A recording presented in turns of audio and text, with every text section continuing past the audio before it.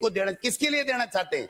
वो अडानी को देना चाहते हैं। मैं आरोप है मेरा कि मुख्यमंत्री जी आप बार बार जो दिल्ली जा रहे हो ना, आपको धमका रही है ऊपर के लोग, नेता लोग ये कह रहे हैं कि वो क्या हुआ कोयले वाले का, अडानी नाराज हो रहा है, अडानी नाराज हो रहा है। मैं पूछना चाहता हूं कि जब आपका केंद्रीय विद्युत आयोग ये कह रहा है कि बिजली की आवश्यकता है ही नहीं, जितनी बिजली आपको चाहिए वो तो पाइपलाइन में है 2035 और 36 तक, तो आप 3200 मेगावाट बिजली का प्रोजेक्ट किसको देना चाहते हैं, ये हम लोग पूछना चाहते हैं। एक और है इसमें साहब, ये जल्दीबाजी भी कर रहे हैं, इसलिए कर रहे हैं कि अप्रैल के अंदर जो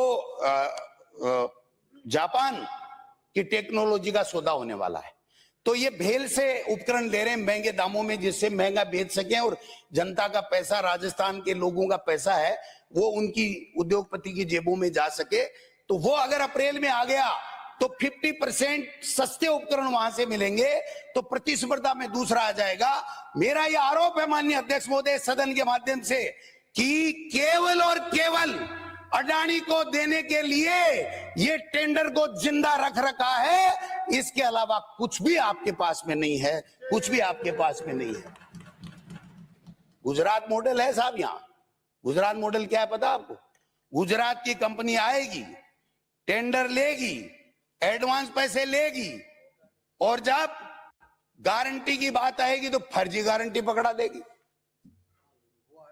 हुआ है ना रिन्यूएबल एनर्जी में, अक्षय ऊर्जा निगम के अंदर ये हुआ है ना सर, 456 करोड़ के टेंडर, 46 करोड़ एडवांस, और आज की तारीख तक पता नहीं। ये कह रहे हैं ना हम तो ईमानदार हैं, बहुत बड़े ईमानदार है ना, ये बहुत बड़े ईमानदारों को मैं पूछना चाहता हूं कि आप इतना ही ध्यान नहीं रखते, हम पे तो आरोप लगा देते हो चाहे जैसे। मैं निवेदन करना चाहता हूं, ये कहते हैं पेपर लीक, पेपर लीक है ना, उसी पे आ रहा हूं ना, उसी पे आ रहा हूं माननीय अध्यक्ष महोदय। पेपर लीक हुए, हमने कार्रवाई की, जो कमी रह गई वो आप कार्रवाई करो, जो मुलजिम है, जो अपराधी है उसको जेल के अंदर डालो, लेकिन रोजाना भाई साहब भाषण ही भाषण पेलते रहो, और काम करो ही नहीं, किसी को अंदर डालो ही नहीं, और खुद ही भ्रष्टाचार में लिप्त हो जाओ, तो फिर सवाल तो उठेंगे। मैं निवेदन करना चाहता हूं इनके यहाँ, सुनिए सर, सुनने का मादा रखो, मैं आपको सुनूंगा।